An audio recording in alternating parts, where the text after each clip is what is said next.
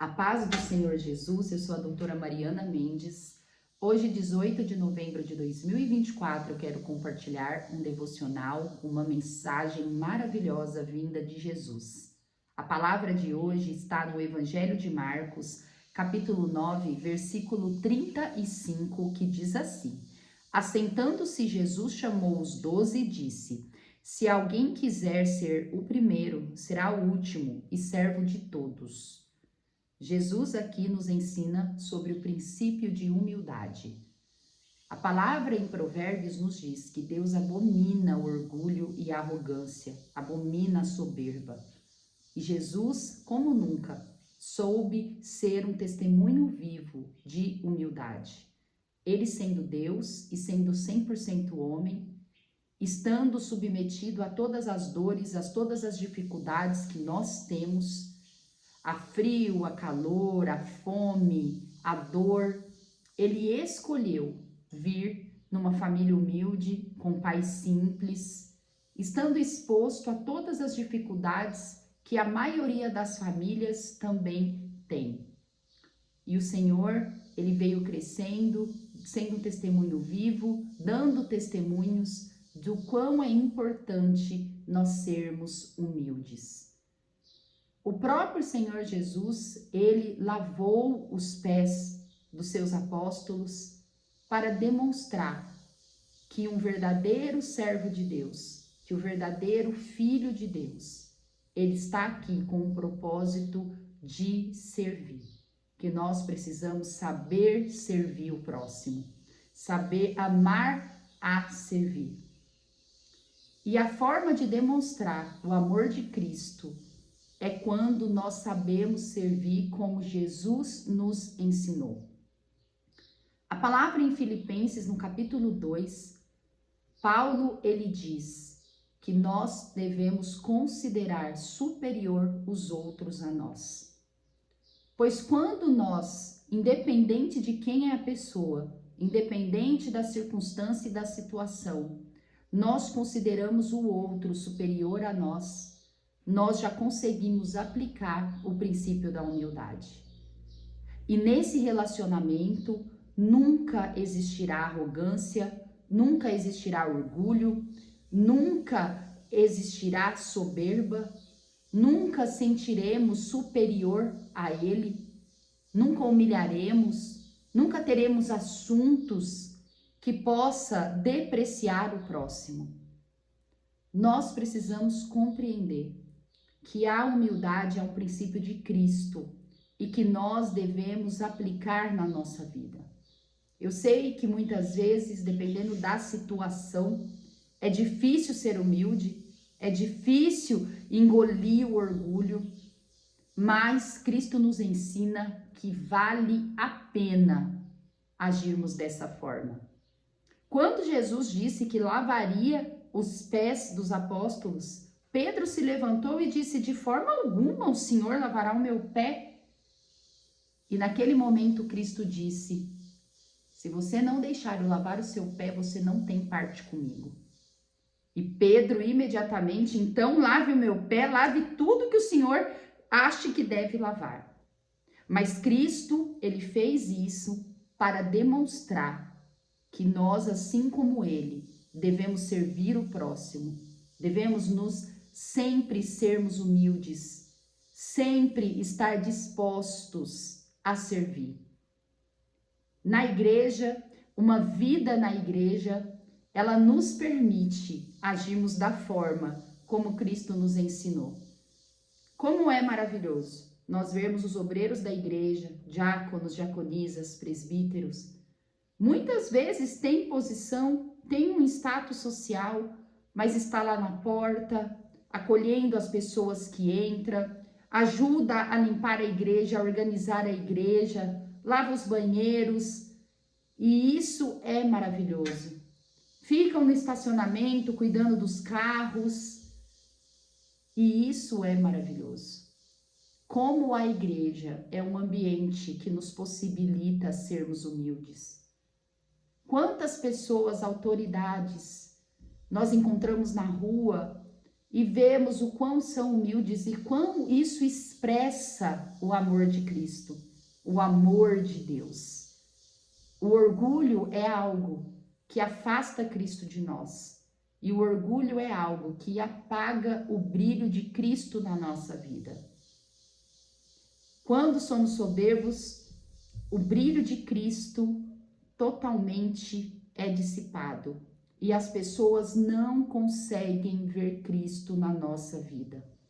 É por isso que nós precisamos vigiar, nos vigiar, pois algumas vezes, sem a gente perceber e muitas vezes sem querer, nós podemos transmitir uma arrogância e uma soberba que afasta as pessoas de nós, que apaga o brilho de Cristo na nossa vida e que Deus também não se agrada da nossa atitude. Precisamos vigiar, ficar atento na nossa conduta, na nossa palavra, pois cada vez mais o ser humano está mais ofendido. E quando não sabemos colocar determinada conversa, quando não sabemos ter uma atitude correta, pertinente à ocasião, isso pode tomar conta da nossa vida e as pessoas podem muitas vezes ficarem ofendidos, se afastar de nós e nos ver com maus olhos. Precisamos ficar atento na nossa atitude, pois Deus, Ele nos criou para sermos humildes, para sabermos ajudar ao próximo, servir, não sermos arrogantes, não sermos orgulhosos.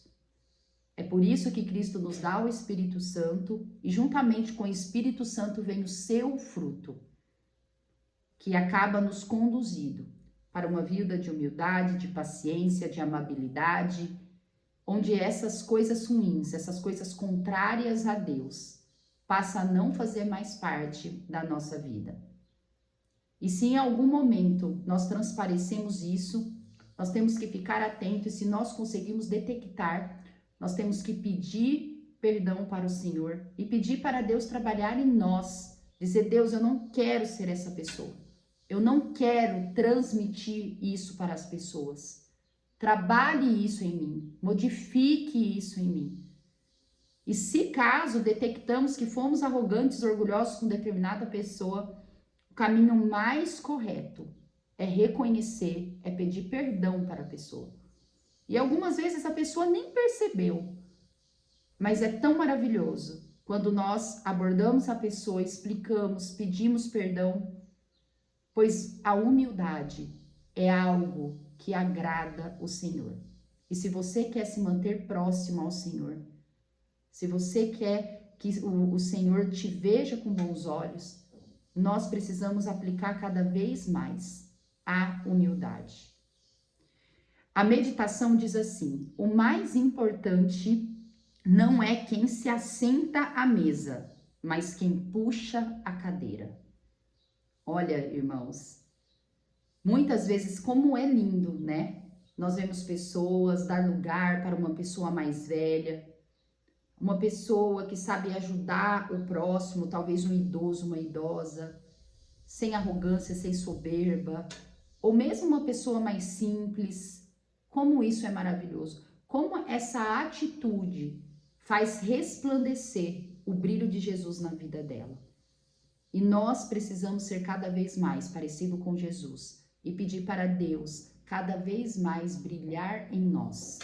E é somente dessa forma, com princípios de obediência, de humildade, que Jesus ele brilha, ele resplandece na nossa vida.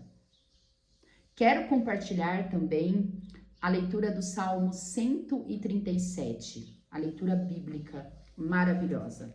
O Salmo 137, nós não conhecemos o autor, não está definido quem é o autor, mas foi escrito quando o povo de Israel estava cativo em Babilônia. Um momento cruel da história do povo de Israel. Acredito eu que um dos momentos mais difíceis que o povo de Israel passou, principalmente no Antigo Testamento, quando teve a sua nação destruída, o templo destruído por Babilônia, Jerusalém foi retirada, ficou na cidade de Israel, nas cidades em Israel, somente aquele povo que aos olhos dos babilônicos eram imprestáveis, idosos, deficientes, maltrapilhos. Todas as riquezas do templo, da sociedade de Israel, foi levada para a Babilônia. Os intelectuais, os sacerdotes, os jovens, as pessoas aptas para serviço, foram todas levadas como escravo para a Babilônia. Que momento difícil. É algo, irmãos, que é impossível nós imaginarmos, né? É por isso que eu entendo nos dias atuais como deve ser difícil a situação dos refugiados. Quando você deixa para trás toda a sua família, toda a sua história, vai para uma nação de cultura diferente, de hábitos diferentes, e perde sozinhos muitas vezes, sem família, não sabe muitas vezes nem falar a língua, o idioma da nação para a qual foi. Nós precisamos orar pelos refugiados. Quando eu medito nessa época do povo de Israel, na história, quando eles estavam cativos em Babilônia, eu sempre me recordo dos refugiados de hoje em dia, pois são pessoas que estão sofrendo muito, que passam por dificuldades inimagináveis, riscos de morte, tragédia, saudade, dor da solidão, dor da pobreza, pois a pobreza dói, porque juntamente com a pobreza tem fome, tem falta, tem escassez. Muitas vezes a pessoa não tem onde morar. Nós precisamos orar. Eu sei que para nós muitas vezes é difícil ajudar, mas as nossas orações, o poder da intercessão, ela tem poder. E nós precisamos lembrar de todos aqueles necessitados, todos os que sofrem. O Salmo 137 é um salmo de lamento, é um salmo que faz nós refletir sobre a vida, sobre as coisas que Deus nos dá, pois eu acredito que nós, né, vocês que me escutam, estão numa posição muito melhor, muitas vezes tem aonde morar, tem um trabalho, ou se está desempregado, tem alguém que o acolhe, que ajuda, e são salmos que faz nós valorizarmos a nossa vida, dar valor ao que nós temos, irmãos. E nós precisamos ser muito gratos a Deus pela fartura. Quantas vezes nós temos em excesso, temos muito mais do que precisamos. É um amor de Deus na nossa vida, é uma graça de Deus que nos constrange. E nós precisamos dar valor, agradecer ao Senhor por tudo que Ele nos dá e pela condição de vida que nós temos hoje em dia. O Salmo 137 diz, tem o título Saudades da Pátria, que diz assim: às margens dos rios de Babilônia, nós nos assentávamos e chorávamos, lembrando-nos de Sião. Nos salgueiros que lá havia, pendurávamos as nossas harpas, pois aqueles que nos levaram cativos nos pediam canções, e os nossos opressores fôssemos alegres, dizendo: entoai-nos algum dos cânticos de Sião.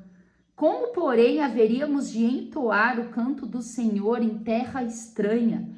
Se eu de ti me esquecer, ó Jerusalém, que se ressegue a minha mão direita, apegue-se-me a língua ao paladar, se me não lembrar de ti, se não proferir eu, Jerusalém, a minha maior alegria. Contra os filhos de Edom, lembra-te, Senhor, do dia de Jerusalém, pois diziam: arrasai-a, arrasai-a até aos fundamentos. Filha da Babilônia, que hás de ser destruída. Feliz aquele que te der o pago do mal que nos fizeste. Feliz aquele que pegar teus filhos e esmagá-los contra a pedra. Que pesado, né, Jesus? Que pesado, irmãos, dizer isso, né? A gente desejar que a outra nação seja destruída. Mas o contexto dessa passagem, irmãos, é o seguinte: quando Israel foi levado como escravo para a Babilônia, olha que amargo o testemunho que o salmista está nos dando. Que eles estavam ao redor dos rios de Babilônia, junto com seus algozes, junto com aqueles que destruíram Israel, que os levaram como escravo, e que eles falavam: Cantam as músicas que vocês cantavam lá em Jerusalém? Canta. Vai, ficam alegres, fazem aí, cantam o musical que vocês faziam. E o salmista diz aqui: como posso eu cantar aquelas músicas que nós entoávamos para o Senhor em Israel? Como eu posso demonstrar alegria no momento que eu estou vivendo? Irmãos, imagine você no momento de luto, no momento de dor, pois essas pessoas perderam pais, foram afastados de suas esposas, as famílias foram destruídas. Você está no momento de dor, no momento de luto, no momento de tristeza, no momento desesperançoso, porque a pior coisa que nós podemos viver é a falta de esperança, irmãos. É por isso que eu sei que um depressivo sofre muito, porque um depressivo, ele sofre por perda de esperança, ele não tem mais esperança, nada traz alegria para ele.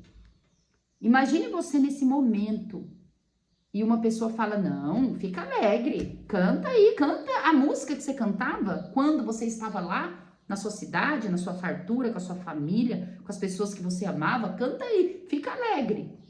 Imagine, irmãos. Imagine. Eu falo que quando a gente imagina, a gente compreende. E ele resgata, irmãos, uma dor que ele tem. Pois esse último trecho aqui que nós lemos, onde ele amaldiçoa Edom, onde ele pede para Deus destruir Edom, eu vou contar o contexto disso aqui. Os edomitas, irmãos, era uma nação irmã do povo judeu. Pois nós sabemos que o povo de Deus, o povo de Israel, é descendentes de Jacó. Possui a descendência de Jacó. Jacó, ele era filho de Isaac, tinha um irmão gêmeo que chamava-se Esaú. E Jacó, ele recebeu a bênção de Isaac, onde foi através de Jacó, que depois tornou-se Israel, que Deus, o próprio Deus mudou o nome dele para Israel. E foi Jacó que deu origem aos 12 filhos, que são os patriarcas das 12 tribos de Israel. E os edomitas, eles eram descendentes de Esaú, filho de Isaac, irmão gêmeo de Jacó. E a história nos conta que quando Babilônia arrasou, destruiu a nação de Israel, os edomitas se alegraram.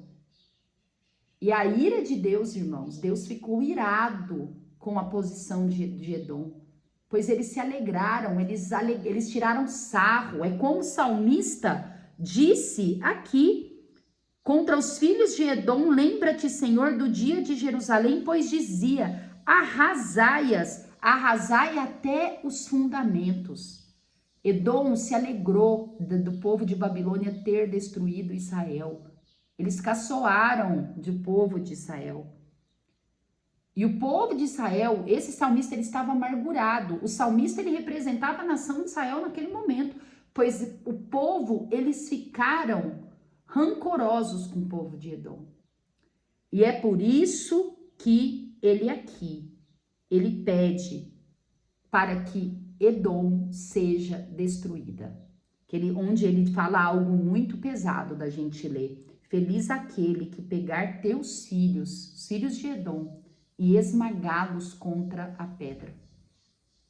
E Deus ficou irado, irmãos. Deus não se agradou. Tanto que os profetas pós-cativeiro profetizaram o quanto Deus ficou irado com a nação de Edom. E essa nação, de fato, foi destruída.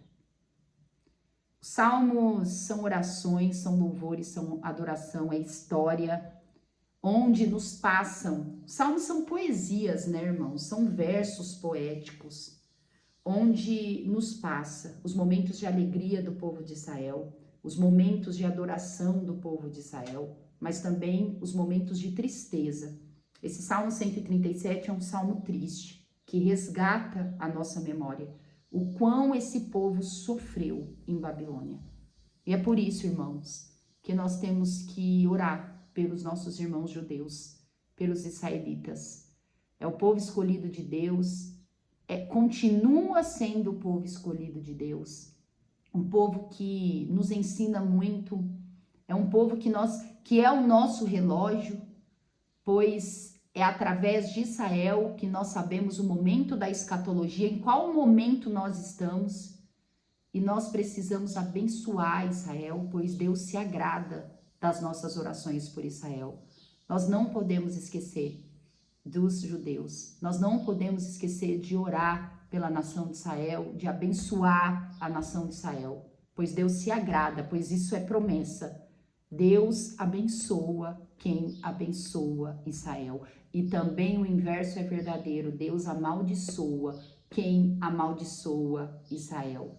É por isso, irmãos, que eu intercedo, eu peço para Deus. Quando eu vejo as nossas autoridades, o presidente Lula, os ministros do STF, enfim, falando, se gloriando do Hamas, o que Hamas, ficando a favor do que Hamas está fazendo com Israel.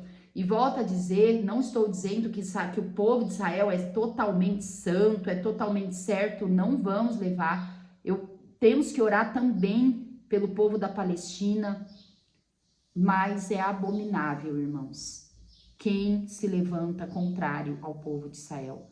Que o Senhor possa perdoar as nossas autoridades e saber que o nosso povo brasileiro não está associado às aberrações que essas autoridades dizem. Que essa palavra possa abençoar a sua vida, possa trazer luz à sua vida. Amo vocês em Cristo Jesus. Até amanhã.